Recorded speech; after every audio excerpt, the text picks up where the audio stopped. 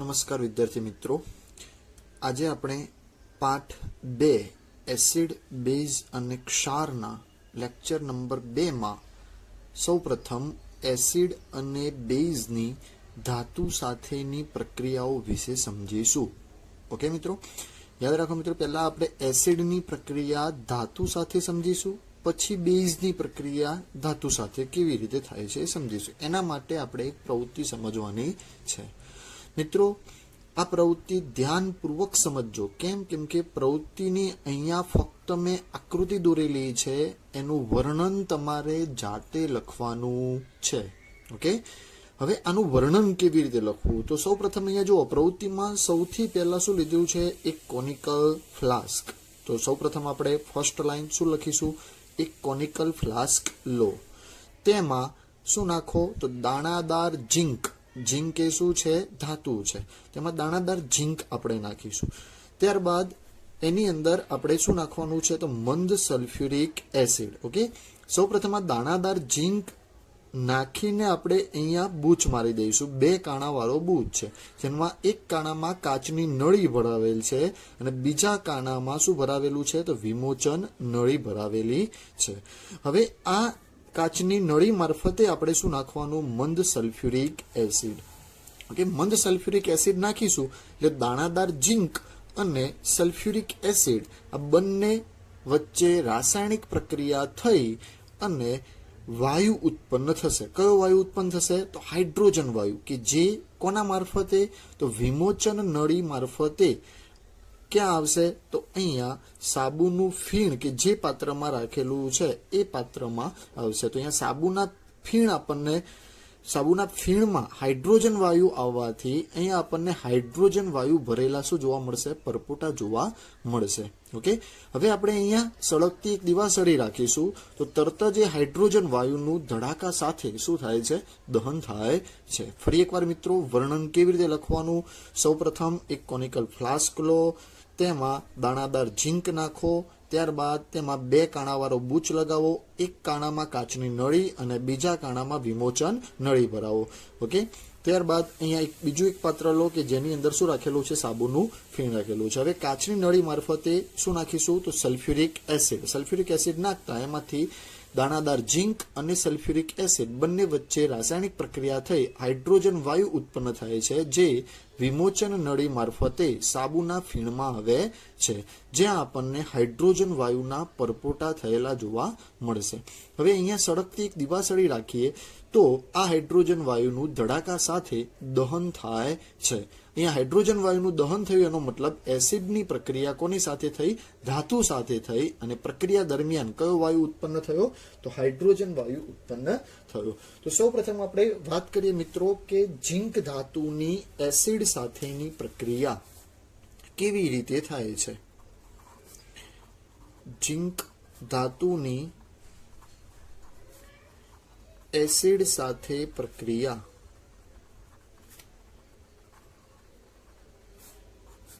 Okay, હવે મિત્રો યાદ રાખો કે જ્યારે પણ કોઈ પણ ધાતુની એસિડ સાથે પ્રક્રિયા થાય ત્યારે નિપજ તરીકે આપણને શું મળે? તો ક્ષાર અને ડાયહાઇડ્રોજન વાયુ એટલે કે H2 વાયુ આપણને મળે છે. આ શાબ્દિક સમીકરણ છે. હવે અહીંયા કોઈ પણ ધાતુ લઈ શકીએ, કોઈ પણ એસિડ લઈ શકીએ. તો એસિડ કોઈ પણ લઈ શકીએ, પણ ધાતુ એ કેવો હોવો જોઈએ?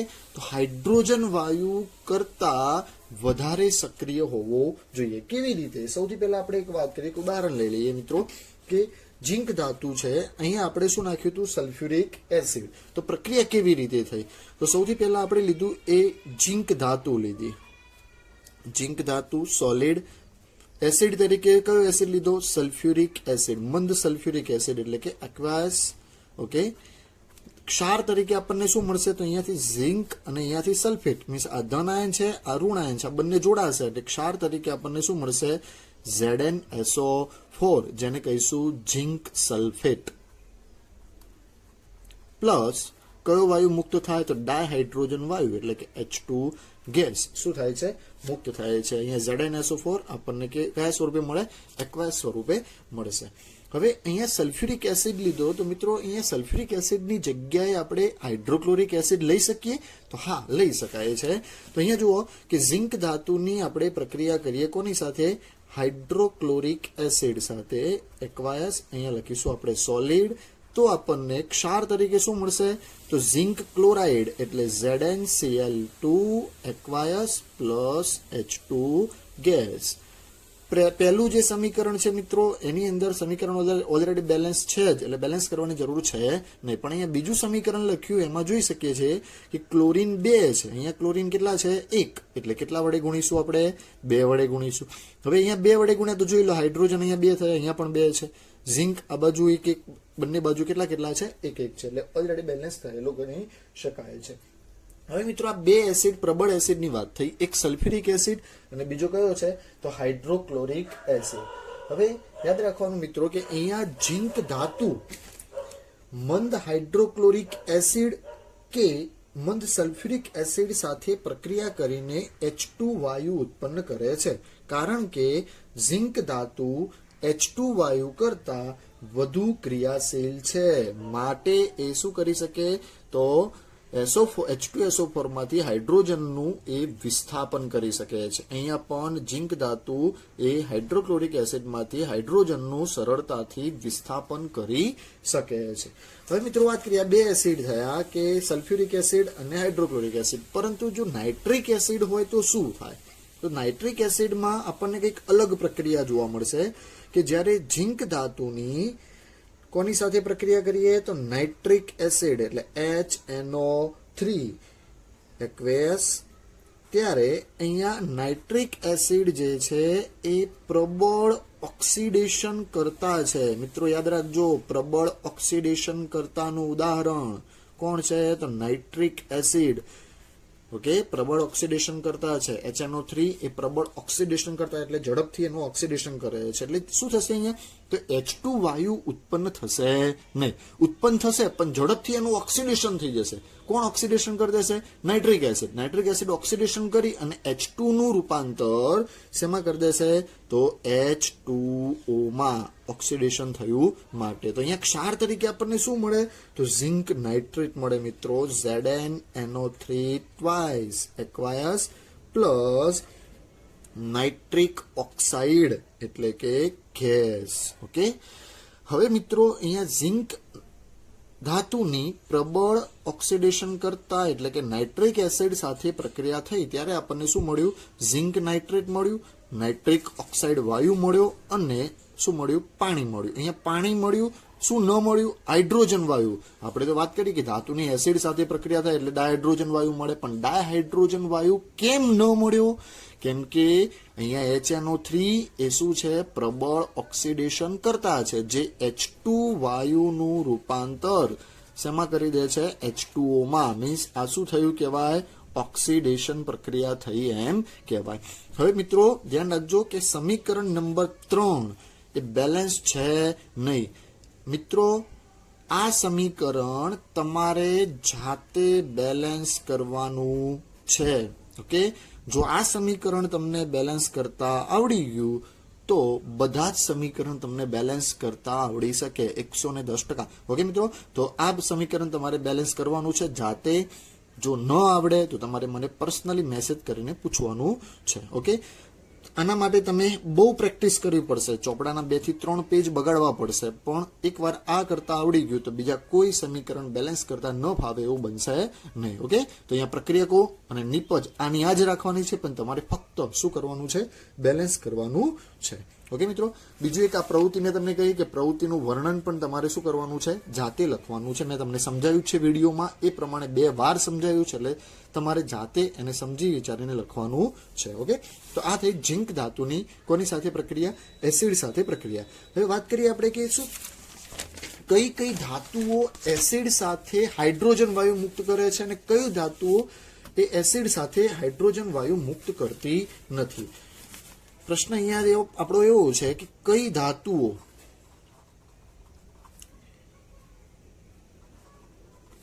એસિડ સાથે પ્રક્રિયા કરી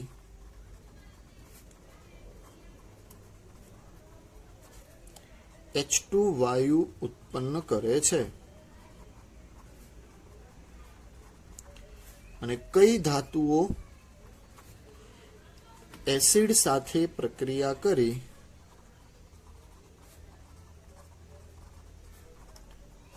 H2 વાયુ ઉત્પન્ન કરતી નથી. ઓકે મિત્રો, હવે અહીંયા યાદ રાખવાનું કે કઈ કઈ ધાતુઓ, સૌથી પહેલો પ્રશ્ન એવો છે કે કઈ ધાતુઓ એસિડ સાથે પ્રક્રિયા કરી H2 વાયુ ઉત્પન્ન કરે છે. તો મિત્રો યાદ રાખજો, જે ધાતુ હાઇડ્રોજન કરતા વધુ સક્રિય હોય તે એસિડ સાથે ની પ્રક્રિયાથી H2 વાયુ ઉત્પન્ન કરે છે. સમજાઈ ગયું હશે મિત્રો કે જે ધાતુઓ હાઇડ્રોજન કરતા કેવી હોય, વધારે સક્રિય હોય, એવી જ ધાતુઓ એસિડ સાથેની પ્રક્રિયાથી કયો વાયુ ઉત્પન્ન કરે, H2 વાયુ ઉત્પન્ન કરે છે. મનમાં પ્રશ્ન એવું થતો હશે કે વળી H2 વાયુ કરતા વધારે સક્રિય કઈ કઈ ધાતુઓ હોઈ શકે, તો એના વિશે આપણે આગળના ચેપ્ટરમાં ભણવાનું જ છે, પરંતુ અત્યારે જ હું તમને કહી દઉં, એના માટે તમારે એક શ્રેણી યાદ રાખવી પડે જેનું નામ છે સક્રિયતા શ્રેણી. ઓકે, હવે સક્રિયતા શ્રેણી હું અહીંયા લખું છું કે કઈ કઈ ધાતુઓ વધારે સક્રિય છે કોના કરતા. એ સૌથી પહેલા કે પોટેશિયમ સૌથી વધુ સક્રિય ધાતુ કઈ છે, potassium. Greater than sodium, greater than calcium, greater than magnesium, greater than aluminium, greater than zinc, greater than iron, greater than lead, greater than hydrogen, greater than copper, greater than mercury, greater than silver અને greater than ઓરમ એટલે કે સોનું. Okay, gold. યાદ રાખજો મિત્રો, potassium, sodium, calcium, magnesium, aluminium, zinc, iron, lead, hydrogen, copper, mercury, silver અને ઓરમ એટલે કે ગોલ્ડ. હવે સૌથી વધારે સક્રિય કઈ, પોટેશિયમ. સૌથી ઓછી સક્રિય કઈ, ઓરમ. હવે મિત્રો આ સક્રિયતા શ્રેણી યાદ કેવી રીતે રાખવાની મિત્રો, તેના માટે હું તમને એક સૂત્ર આપી દઉં છું, એ પ્રમાણે તમે યાદ રાખી શકો છો.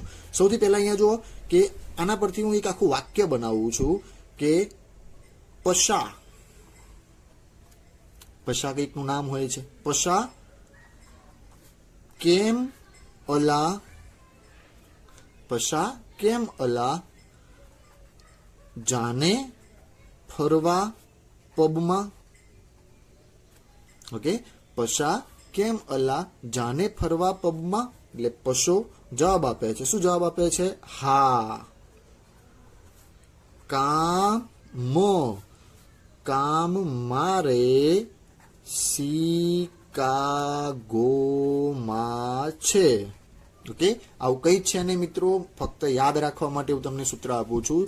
કેમ કે આપણને ખબર પડે કે કઈ ધાતુ કોના કરતા વધારે સક્રિય છે. આના પરથી આપણને કેટલીક વાર બોર્ડની એક્ઝામમાં આપણને પ્રશ્ન પૂછાય છે કે નીચેનામાંથી એલ્યુમિનિયમ કરતા વધારે સક્રિય ધાતુ કઈ છે, તો ચારમાંથી તમને કોઈ એક ઓપ્શન આપેલા હોય ને બીજા બધા આ ઓપ્શન હોય, તો એ વખતે આપણને જો આ સૂત્ર આવડતું હોય ને એના પરથી સક્રિયતા શ્રેણી યાદ હોય તો આપણે એ પ્રશ્નનો જવાબ આપી શકીએ છીએ. મિત્રો અહીંયા જો પ મીન્સ પોટેશિયમ, સા મીન્સ સોડિયમ, કે મીન્સ કેલ્શિયમ, મ મીન્સ મેગ્નેશિયમ, અલા એટલે એલ્યુમિનિયમ, જાને એટલે ઝિંક, ફરવાનો એફ પરથી એફી એટલે આયર્ન, પબ પીબી એટલે લેડ પ્લમ્બમ અથવા પ્લમ્બસ જેને કહીએ, હા પરથી હાઇડ્રોજન, કા પરથી કોપર, મ પરથી મર્ક્યુરી. પછી મારે જે છે એને આપણે લેવાનું છે નહીં. ઓકે, મારે સી મીન્સ સિલ્વર, કાને પણ લેવાનું છે નહીં. ઓકે, ગો મીન્સ ગોલ્ડ, માં છે એ પણ લેવાનું છે નહીં. તો પશા કેમ અલા જાને ફરવા પબમાં, હા કામ મારે શિકાગોમાં છે. હવે મિત્રો યાદ કરો અહીંયા કે જે ધાતુ હાઇડ્રોજન કરતા વધારે સક્રિય, હાઇડ્રોજન કરતા વધારે સક્રિય ધાતુ કઈ કઈ, potassium, sodium, calcium, magnesium, aluminium, zinc, iron અને લેડ. આ બધી જ ધાતુઓની એસિડ સાથે પ્રક્રિયા થાય ત્યારે આપણને કયો વાયુ મળશે, H2 વાયુ મળશે. બે ત્રણ ઉદાહરણ આપણે જોઈ લઈએ અહીંયા કે સૌથી પહેલા વાત કરીએ આપણે કે આયર્ન એટલે એફી ની વાત કરીએ કે એફી પ્લસ એસિડ તરીકે આપણે લઈએ સલ્ફ્યુરિક એસિડ, તો આપણને શું મળશે ક્ષાર તરીકે FeSO4 પ્લસ H2 વાયુ. ઓકે, અહીંયા સમીકરણ બેલેન્સ કરવાની જરૂર છે નહીં, ઓલરેડી બેલેન્સ છે. બીજું એક ઉદાહરણ લઈએ કે મેગ્નેશિયમ. કયું લઈશું આપણે? મેગ્નેશિયમ. તો Mg પ્લસ કયો એસિડ લઈએ? હાઇડ્રોક્લોરિક એસિડ લઈએ. સલ્ફ્યુરિક એસિડ લેવો હોય તો પણ લઈ શકાય છે. ઓકે, તો ક્ષાર તરીકે આપણને શું મળશે? MgCl2 plus H2 gas. Okay, ત્રીજું એક ઉદાહરણ લઈ લઈએ જે હમણાં ભણી જ ગયા આપણે કે ઝીંક ધાતુની સલ્ફ્યુરિક એસિડ સાથે પ્રક્રિયા થાય ત્યારે આપણને શું મળશે? ZnSO4 plus H2.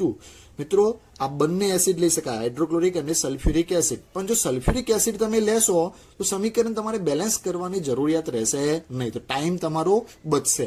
તો અહીંયા હાઇડ્રોક્લોરિક એસિડ જો આપણે લઈએ છીએ તો બેલેન્સ કરવું પડે છે. અહીંયા કેટલા વડે ગુણવું પડે છે? 2 વડે ગુણવું પડે છે. તો અહીંયા 2 વડે ગુણ્યું તો સમીકરણ બેલેન્સ થયું. તો આ વિચારવું ન હોય તો સીધું આપણે સલ્ફ્યુરિક એસિડ પણ લઈ શકીએ છીએ. ઓકે મિત્રો, આ વાત થઈ કે હાઇડ્રોજન કરતા વધારે સક્રિય ધાતુઓ કે જે આપણને નિપજમાં શું આપે છે? હાઇડ્રોજન વાયુ આપે છે. ઓકે, હવે કઈ ધાતુઓ એસિડ સાથે પ્રક્રિયા કરી H2 વાયુ ઉત્પન્ન કરતી નથી? તો એના માટે ઉદાહરણ તરીકે આપણે લઈએ કોપર. કયું લઈશું? કોપર. કોપર એટલે Cu. કોપર ધાતુની પ્રક્રિયા જ્યારે આપણે કોની સાથે કરીએ? તો નાઇટ્રિક એસિડ સાથે કરીએ મિત્રો. કોની સાથે? Nitric acid HNO3. તો આપણને શું મળશે? તો પેલાની જેમ જ જેમ ઝીંક નાઇટ્રેટ મળતું હતું એમ અહીંયા શું મળશે? Copper nitrate plus nitrous oxide N2O plus પાણી. અહીંયા પણ નાઇટ્રિક એસિડ છે માટે H2 નું રૂપાંતર શેમાં થઈ ગયું? H2O માં. એટલે કે એનું શું થઈ ગયું કહેવાય? ઓક્સિડેશન. યસ મિત્રો, કેમ કે નાઇટ્રિક એસિડ એ શું છે? પ્રબળ ઓક્સિડેશન કરતા છે. ઓકે, તો આ વાત કરીએ આપણે ધાતુની કોની સાથે પ્રક્રિયા? એસિડ સાથે પ્રક્રિયા.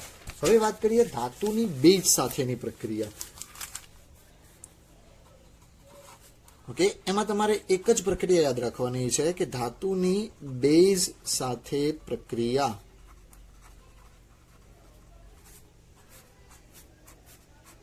ઓકે, ધાતુની જ્યારે બેઝ સાથે પ્રક્રિયા કરવામાં આવે ત્યારે પણ આપણને શું મળે છે? ક્ષાર મળે છે. અને કયો વાયુ મળે? તો ડાયહાઇડ્રોજન વાયુ અથવા હાઇડ્રોજન વાયુ આપણને મળે છે. પણ અહીંયા ક્ષાર જે છે કંઈક અલગ પ્રકારનો હોય છે. કયો ક્ષાર હોય છે? સંકીર્ણ ક્ષાર હોય છે, જે તમારે એક જ યાદ રાખવાનું છે અહીંયા. તો સૌથી પહેલા ધાતુ તરીકે આપણે શું લઈએ? ઝિંક ધાતુ લઈએ.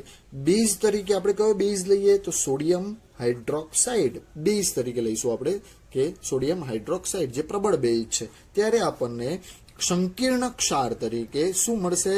તો Na2ZnO2 જેને કહીએ સોડિયમ ઝિંકેટ. મિત્રો યાદ રાખજો, સોડિયમ ઝિંકેટનું રાસાયણિક સૂત્ર શું છે? Na2ZnO2. ઘણીવાર આપણને આ પ્રશ્ન પૂછાય છે. પ્લસ કયો વાયુ? H2 વાયુ. ઓકે, એ બેલેન્સ કરવા માટે સોડિયમ 2 છે માટે કેટલા વડે ગુણવા પડશે? 2 વડે. ઓક્સિજન ગણી કાઢો તો 2, આ બાજુ પણ 2, ઝિંક બંને બાજુ 1 છે અને હાઇડ્રોજન અહીંયા 2 છે, અહીંયા પણ 2 છે. તો મિત્રો આ એક જ પ્રક્રિયા યાદ રાખવાની છે. કોની? ધાતુની બેઝ સાથેની પ્રક્રિયાથી આપણને ક્ષાર અને હાઇડ્રોજન વાયુ મળે છે. તો ઝિંક ધાતુની સોડિયમ હાઇડ્રોક્સાઇડ સાથે પ્રક્રિયા કરતા સોડિયમ ઝિંકેટ અને કયો વાયુ મળે? હાઇડ્રોજન વાયુ મળે છે. ઓકે મિત્રો, આ વાત થઈ આપણે કે ધાતુની એસિડ અને બેઝ સાથેની પ્રક્રિયા. હવે વાત કરીએ કે એસિડની ધાતુ કાર્બોનેટ અને ધાતુ હાઇડ્રોજન કાર્બોનેટ સાથેની પ્રક્રિયા. એસિડ એ ધાતુના કાર્બોનેટ અને ધાતુ હાઇડ્રોજન કાર્બોનેટ સાથે પ્રક્રિયા કેવી રીતે કરે છે? મિત્રો યાદ રાખો, કાર્બોનેટ એટલે શું? CO3-2 આપણે ભણી ગયા 9મા ધોરણમાં. અને હાઇડ્રોજન કાર્બોનેટ એટલે શું? તો HCO3-1. ઓકે, હવે અહીંયા કોઈ પણ ધાતુ જોડાયેલી હોઈ શકે. સોડિયમ હોઈ શકે તો સોડિયમ કાર્બોનેટ, પોટેશિયમ હોય તો પોટેશિયમ કાર્બોનેટ. એ જ રીતે અહીંયા સોડિયમ હોય તો સોડિયમ હાઇડ્રોજન કાર્બોનેટ, જે આપણે કહીએ છીએ ખાવાનો સોડા, એને HCO3, જે હમણાં ભણીશું આપણે. તો અહીંયા એક પ્રવૃત્તિ આપણને આપેલી છે. આ પ્રવૃત્તિનું લખાણ પણ તમારે જાતે લખવાનું છે. પ્રવૃત્તિ અહીંયા હું સમજાવું છું તમને મિત્રો કે સૌથી પહેલા એક શું લેવાનું છે? એક કસનળી લેવાની છે. એ કસનળીની આપણે એક સ્ટેન્ડ સાથે શું કરી દઈશું? ફિટ કરી દઈશું. હવે અહીંયા એક આપણે શું રાખીશું, 2 કાણાવાળો બુચ પેલાની જેમ જ. ઓકે, એક કાણાની અંદર આપણે શું ભરાયેલું છે, તો થીસલ ગળણી અથવા થીસલ ફનેલ ભરાયેલી છે, જેનાથી આપણે શું નાખવાનું, તો હાઇડ્રોક્લોરિક એસિડ છે કે સલ્ફ્યુરિક એસિડ છે એ આપણે એની અંદર નાખીશું.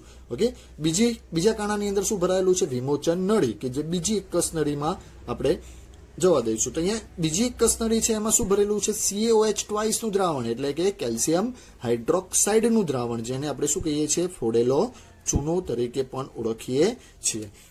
ઓકે, તો સૌ પ્રથમ આપણે એક કસનળી લઈશું. એક કસનળીમાં શું નાખીશું, સોડિયમ કાર્બોનેટ કે સોડિયમ હાઇડ્રોજન કાર્બોનેટ. બંને જોડે નથી નાખવાના મિત્રો, અલગ અલગ. સોડિયમ કાર્બોનેટ પણ નાખી શકીએ અને સોડિયમ હાઇડ્રોજન કાર્બોનેટ પણ નાખી શકીએ છીએ. હવે આ થીસલ ગળની મારફતે આપણે એની અંદર શું નાખવાનું છે, મંદ હાઇડ્રોક્લોરિક એસિડ. તો અહીંયા શું થશે કે હાઇડ્રોક્લોરિક એસિડ અને સોડિયમ કાર્બોનેટ બંને સાથે પ્રક્રિયા થઈ અને કાર્બોનેટ હોય ત્યારે, મેં તમને કહેલું છે મિત્રો, કાર્બોનેટ હોય ત્યારે નિપજમાં આપણને કયો વાયુ મળશે, કાર્બન ડાયોક્સાઇડ. એ કાર્બન ડાયોક્સાઇડ વાયુ ઉત્પન્ન થયેલો જે છે વિમોચન નળી મારફતે શેમાં જશે, તો કેલ્શિયમ હાઇડ્રોક્સાઇડના દ્રાવણમાં જશે. ઓકે મિત્રો, ફરી એકવાર પ્રવૃત્તિનું વર્ણન બોલું છું. એક કસનળી લો, તેમાં શું નાખો, સોડિયમ કાર્બોનેટ કે સોડિયમ હાઇડ્રોજન કાર્બોનેટ. એમાં 2 કાણાવાળો બુચ ભરાવો. એક કાણામાં થીસલ ગળણી ગોઠવો, બીજા કાણામાં વિમોચન નળી ગોઠવો. હવે થીસલ ગળણી મારફતે આપણે શું નાખીશું, મંદ હાઇડ્રોક્લોરિક એસિડ. તો ઉત્પન્ન થયેલો કયો વાયુ, કાર્બન ડાયોક્સાઇડ વાયુ, એ વિમોચન નળી મારફતે ફોડેલા ચૂનાના દ્રાવણમાં પહોંચે છે. ઓકે, હવે આ પ્રવૃત્તિમાં શું થયું, કેવી રીતે પ્રક્રિયા થઈ એ આપણે અહીંયા સમજીએ. તો સૌ પ્રથમ સોડિયમ કાર્બોનેટ કે સોડિયમ હાઇડ્રોજન કાર્બોનેટ ની હાઇડ્રોક્લોરિક એસિડ સાથે પ્રક્રિયા થાય ત્યારે શું થાય, તો અહીંયા સોડિયમ કાર્બોનેટ એટલે કયો કાર્બોનેટ કહીએ આપણે એને, ધાતુના કાર્બોનેટ, અથવા બીજું શું લીધું હતું, ધાતુ હાઇડ્રોજન કાર્બોનેટ. ઓકે, થીસલ ગળની મારફતે આપણે શું નાખ્યું એની અંદર, તો એસિડ નાખ્યો. એસિડ તરીકે આપણે હાઇડ્રોક્લોરિક એસિડ લીધો. તો આપણને નિપજ તરીકે શું મળશે, તો એક ક્ષાર મળશે. બીજું શું મળશે, તો કાર્બન ડાયોક્સાઇડ વાયુ મળશે. અને ત્રીજું શું મળે, પાણી મળે. આટલી વસ્તુ નિપજ તરીકે આપણને મળશે. કાર્બન ડાયોક્સાઇડ વાયુ અહીંયા વિમોચન નળી મારફતે અહીંયા કેલ્શિયમ હાઇડ્રોક્સાઇડના દ્રાવણમાં પહોંચે છે. ઓકે મિત્રો, હવે અહીંયા પ્રક્રિયા કેવી રીતે થઈ, તો પ્રક્રિયામાં કંઈક એવું થશે કે સોડિયમ કાર્બોનેટ એટલે શું, Na2CO3. સોડિયમ કાર્બોનેટ સોલિડ સ્વરૂપે હતો. એની અંદર આપણે થીસલ ગળની મારફતે અહીંયાથી શું નાખ્યું, તો મંદ હાઇડ્રોક્લોરિક એસિડ. મંદ hydrochloric acid means HCl. Okay, will gives ક્ષાર તરીકે આપણને શું મળશે, તો અહીંયા ચોક્કસ દેખાય છે આપણને Na અને શું છે, Cl, એટલે NaCl પ્લસ કયો વાયુ, CO2 વાયુ પ્લસ પાણી એટલે કે H2O. ઓકે મિત્રો, તો સોડિયમ કાર્બોનેટની હાઇડ્રોક્લોરિક એસિડ સાથેની પ્રક્રિયાથી સોડિયમ ક્લોરાઇડ, કાર્બન ડાયોક્સાઇડ અને શું મળે છે, પાણી મળે છે. પ્રક્રિયા બેલેન્સ કરો અહીંયા કે સોડિયમ અહીંયા 2 છે, માટે કેટલા વડે ગુણવા પડશે, 2 વડે ગુણવા પડશે. ક્લોરીન આ બાજુ કેટલા છે, 2 છે, તો અહીંયા પણ કેટલા વડે ગુણવા પડે, 2 વડે. હાઇડ્રોજન અહીંયા 2, અહીંયા પણ 2. ઓક્સિજન 3, 2 ને 3. કાર્બન બંને બાજુ કેટલા છે, 1 1 છે. ઓકે, તો આ પ્રમાણે સોડિયમ કાર્બોનેટની હાઇડ્રોક્લોરિક એસિડ સાથે પ્રક્રિયા થતા આપણને કયો વાયુ મળ્યો, કાર્બન ડાયોક્સાઇડ વાયુ મળ્યો. જો આ જ પ્રમાણે આપણે આ ધાતુના કાર્બોનેટ તરીકે Na2CO3 લીધો, પણ ધાતુ હાઇડ્રોજન કાર્બોનેટ એટલે શું હોય, NaHCO3 હોય. સોડિયમ બાયકાર્બોનેટ અથવા સોડિયમ હાઇડ્રોજન કાર્બોનેટ, જેને આપણે શું કહીએ છીએ, ખાવાનો સોડા, એની અંદર આપણે શું નાખીએ, હાઇડ્રોક્લોરિક એસિડ નાખીએ, ત્યારે પણ આપણને નિપજ તરીકે, ક્ષાર તરીકે શું મળશે, NaCl પ્લસ CO2 પ્લસ પાણી એટલે કે H2O. અહીંયા બેલેન્સ કરો સમીકરણ મિત્રો, તો NaCl મળી ગયો આપણને, બંને 1 1 છે. હાઇડ્રોજન જુઓ 1 ને 1 2, અહીંયા પણ 2 છે. કાર્બન બંને બાજુ 1 1, ઓક્સિજન 3, અહીંયા પણ 2 ને 1 3, એટલે સમીકરણ ઓલરેડી બેલેન્સ છે. તો મિત્રો યાદ રાખો અહીંયા કે પ્રક્રિયા શું થઈ કે થીસલ ગળની મારફતે આપણે જેવું Na2CO3 કે NaCO3 માં હાઇડ્રોક્લોરિક એસિડ નાખ્યો એટલે કાર્બન ડાયોક્સાઇડ વાયુ ઉત્પન્ન થયો.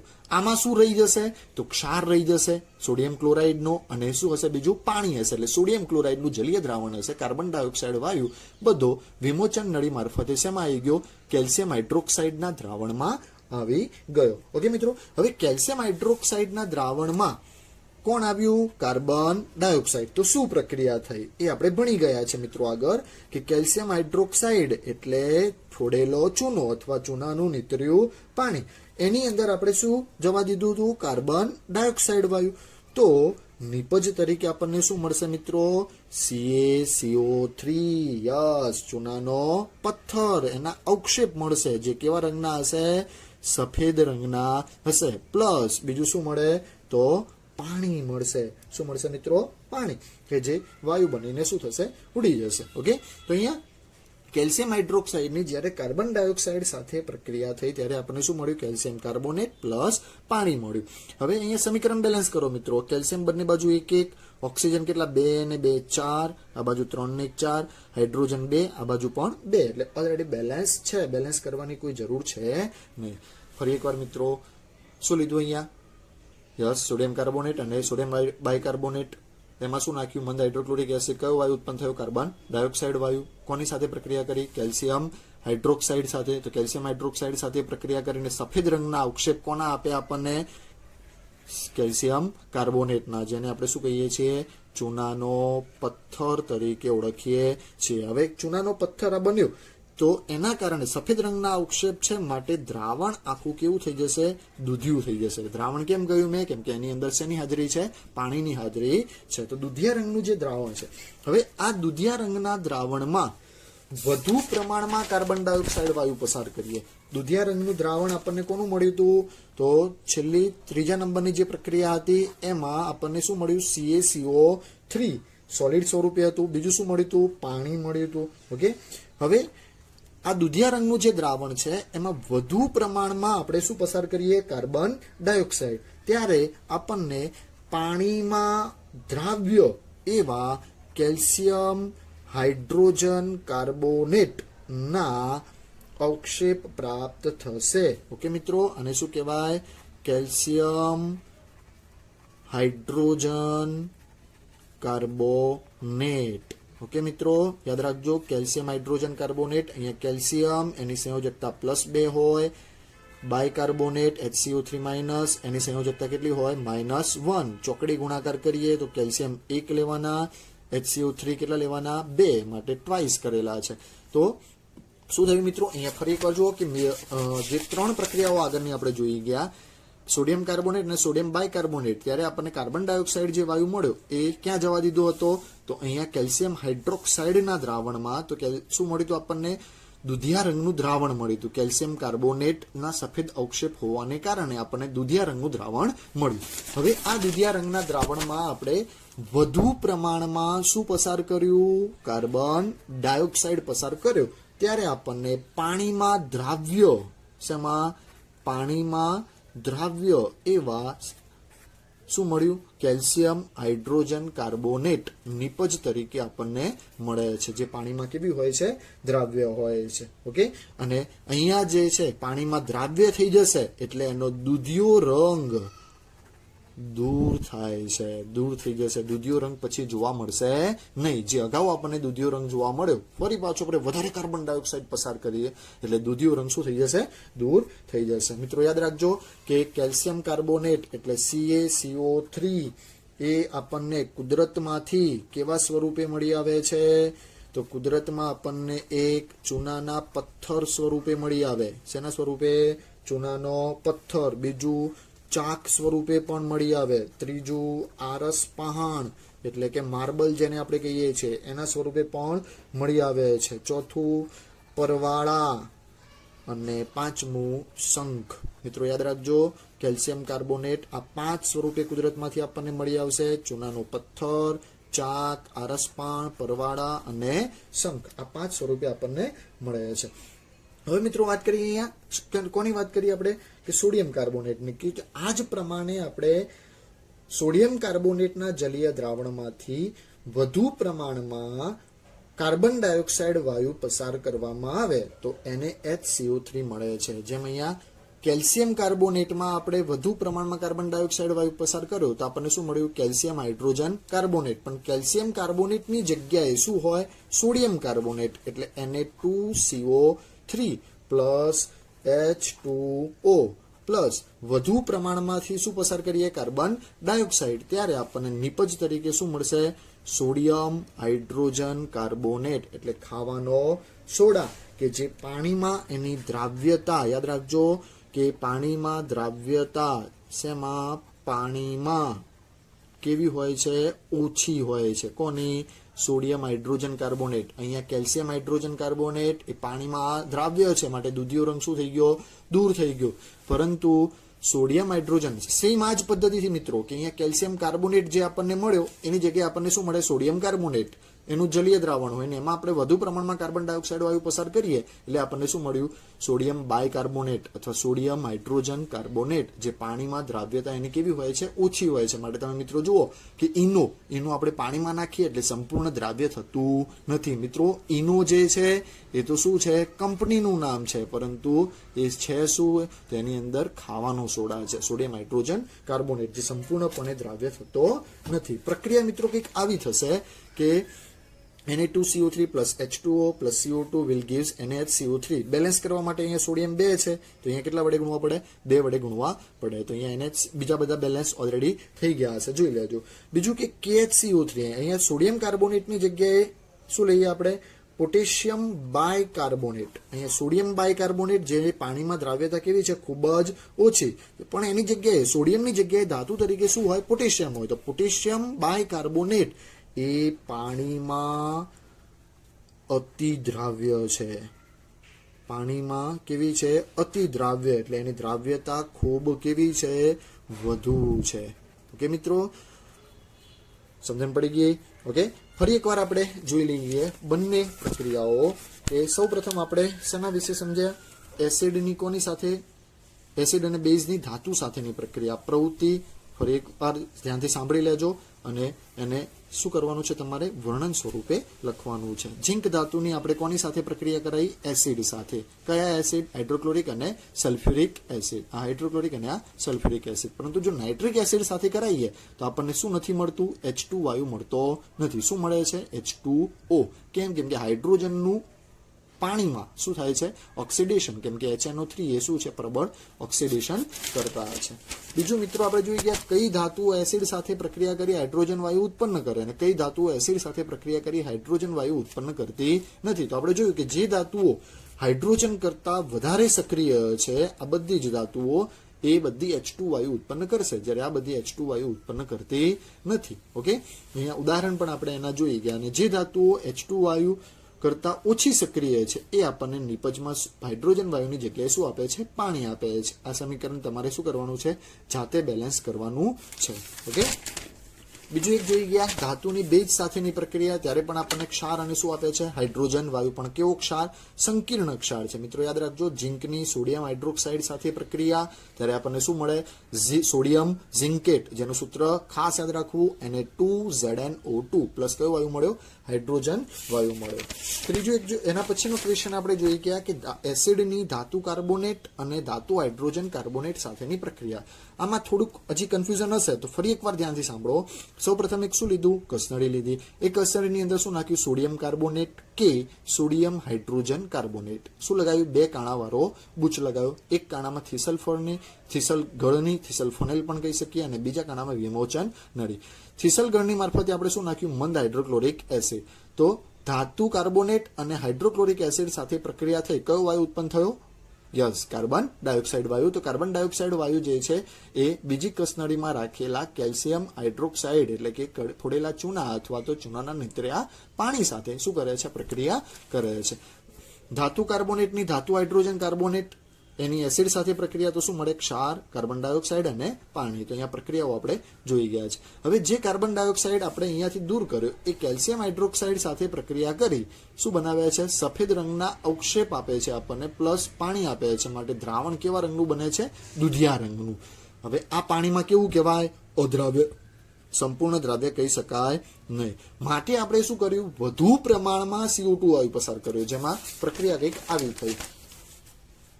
ઓલામાં જે નિપજ મળી હતી એ જ લીધી, કેલ્શિયમ કાર્બોનેટ પ્લસ H2O વધુ પ્રમાણમાં કાર્બન ડાયોક્સાઇડ વાયુ પસાર કર્યો તો શું મળ્યું? Calcium hydrogen carbonate CaHCO3 twice, જે પાણીમાં કેવો છે? દ્રાવ્ય, માટે દૂધિયો રંગ એનો શું થઈ ગયો? દૂર થઈ ગયો. મિત્રો, કેલ્શિયમ કાર્બોનેટ કુદરતમાં કયા સ્વરૂપે મળી આવે? તો ચૂનાના પથ્થર, ચાક, આરસપાણ, પરવાળા અને શંખ સ્વરૂપે મળી આવે છે. અહીંયા કેલ્શિયમ કાર્બોનેટ હતું, એની જગ્યાએ જો સોડિયમ કાર્બોનેટ હોય, એનું દ્રાવણ હોય, મીન્સ પાણીમાં નાખેલું હોય અને વધુ પ્રમાણમાં કાર્બન ડાયોક્સાઇડ વાયુ પસાર કરવામાં આવે તો આપણને પાણીમાં દ્રાવ્યતા ઓછી હોય એવો શું મળે છે? ખાવાનો સોડા, એટલે કે સોડિયમ બાયકાર્બોનેટ મળે છે, જેને આપણે ઇનો તરીકે ઓળખીએ છીએ. સોડિયમ કાર્બોનેટ, અહીંયા જો સોડિયમ હાઇડ્રોજન કાર્બોનેટ મળ્યો, એની જગ્યાએ જો પોટેશિયમ હાઇડ્રોજન કાર્બોનેટ હોય, એટલે કે અહીંયા શું લેવું પડે? Potassium carbonate. પોટેશિયમ કાર્બોનેટ એટલે K2CO3. તો સેમ આ જ પ્રમાણે પ્રક્રિયા કરાઈએ તો અહીંયા આપણને નિપજ તરીકે આ મળશે KHCO3, જે પાણીમાં કેવો છે? અતિ દ્રાવ્ય છે, એટલે કે એની દ્રાવ્યતા ખૂબ જ કેવી છે? વધારે છે. મિત્રો, ફરી એક વાર કે પ્રવૃત્તિ બંને આકૃતિ દોરી, વિડીયો પોઝ કરી આકૃતિ દોરવાની છે. આકૃતિ દોર્યા બાદ એ બંનેનું વર્ણન તમારે જાતે લખવાનું છે. બીજું, હું તમને કેટલીક ઇમેજ મોકલીશ, એ ઇમેજનું લખાણ પણ એ પ્રશ્નના જવાબ ઉતારી લેવાના છે. 2 વાર જોજો વિડીયો, એટલે વધારે ખબર પડશે. ન ખબર પડે તો મને મેસેજ દ્વારા તમે પૂછી શકો છો. ઓકે, બીજું એક PDF ફાઇલ પણ મોકલીશ, એ પ્રશ્નના જવાબ પણ તમારે જાતે લખવાના છે. Okay, thank you.